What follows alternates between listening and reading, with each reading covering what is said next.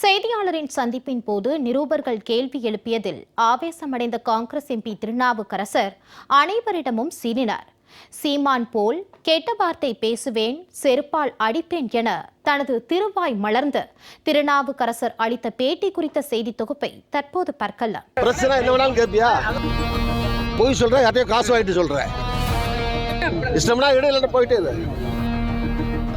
எந்த டிவியா நீ, எந்த டிவி அவனை செருப்பால் அடிப்பேன். பாஜகவை கண்டித்து திருச்சியில் காங்கிரஸ் சார்பில் ஆர்ப்பாட்டம் நடைபெற்றது. இதில் கலந்து கொண்ட பின் செய்தியாளர்களை சந்தித்த திருச்சி காங்கிரஸ் எம்பி திருநாவுக்கரசர் மங்களகரமாகத்தான் பேட்டியை தொடங்கினார். ஆரம்பத்தில் திருநாவுக்கரசர் பேசிய பேச்சால் அந்த இடமே கலகலப்பாக இருந்தது. ஆனால் நேரம் செல்ல செல்ல சீரியஸ் மோடுக்கு சென்றுவிட்டது. எங்கள் தொகுதி எம்பியை காணவில்லை என திருச்சி மக்கள் போஸ்டர் ஒட்டி இருப்பதாக கேள்வி எழுப்பியதால் கோபமடைந்த திருநாவுக்கரசர் என்னை இதுவரை இங்கு பார்க்கவில்லையா என ஆத்திரத்துடன் பதிலளித்ததுடன் கேள்வி கேட்ட நிருபரை ஒருமையில் வறுத்தெடுத்தார். நீங்க என்ன எத்தனை பாக்குறீங்க? நீங்க என்ன ரிப்போர்ட் நீ தான் பாக்குறீங்களா? எலெக்ஷன் டைம்ல தான் 5 வருஷம் இப்படி சொன்னீங்கன்னா இப்படி உண்மைதான் சார். உண்மை என்ன சொல்றீங்க? நீ உண்மை சொல்லலையா? பொய் சொல்ற நீ பொய் சொல்ற, நீ பொய் சொல்ற, யார்ட்டையும் காசு வாங்கிட்டு சொல்ற, அல்லது யாருக்கும் அடிமையா சொல்ற. ஆமா, அப்படிதான் நான் சொல்லுவேன். ஏயா 3 வருஷமே இல்ல, நான் 5 வருஷமா வந்துட்டு இருக்கேன். நீ பார்க்கல, நீ சொன்னா நீ ஊர்ல இல்லைன்னு அர்த்தம். இல்ல நீ யார்ட்டையும் காசு வாங்கிட்டு சொல்றேன்னு அர்த்தம். வேற இருக்காது, நீ விடு.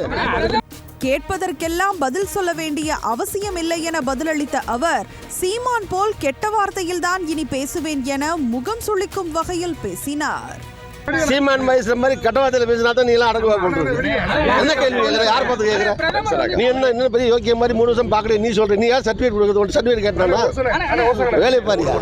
தொடர்ந்து தாங்கள் பாஜகவுக்கு செல்ல போவதாக தகவல் வந்துள்ளதே என கேள்வி கேட்டபோது இதை சொன்னவரை செருப்பால் அடிப்பேன் என அடாவடியாக கூறினார் திருநாவுக்கரசர். ஒரு பிரபலமான நபர்கள் வந்து சேருவாங்கன்னு சொல்றாங்க. அந்த வரிசையில் உங்களையும் சொல்றாங்க, அதை எப்படி பாக்குறீங்க? அவனை செருப்பால் அடிப்பேன். அது மாதிரி சொல்றவன செருப்பால். இனிமே சீமான் மாதிரி பேசுறேன்னு நான் முடிவு பண்ணிட்டேன். என்ன இந்த மாதிரி கேள்வி கேட்டீங்கன்னா என்னுடைய பதில் இப்படிதான் இருக்கும்.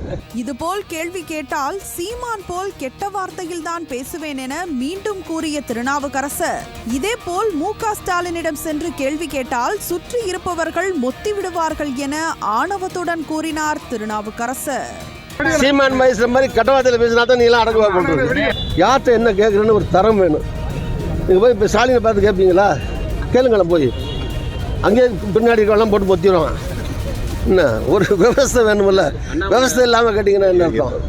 யூடியூப் சேனல்களுக்கு தாம் மட்டுமே பேட்டி கொடுப்பதாக கூறிய திருநாவுக்கரசர் ஏதோ தொலைந்து போகட்டும் என நினைத்து கொண்டுதான் பேட்டி தருவதாகவும் தெரிவித்தார்.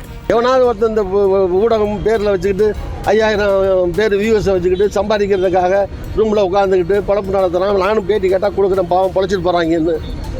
நிறைய சேனலுக்கு நான் தான் பேட்டி கொடுக்குறேன்.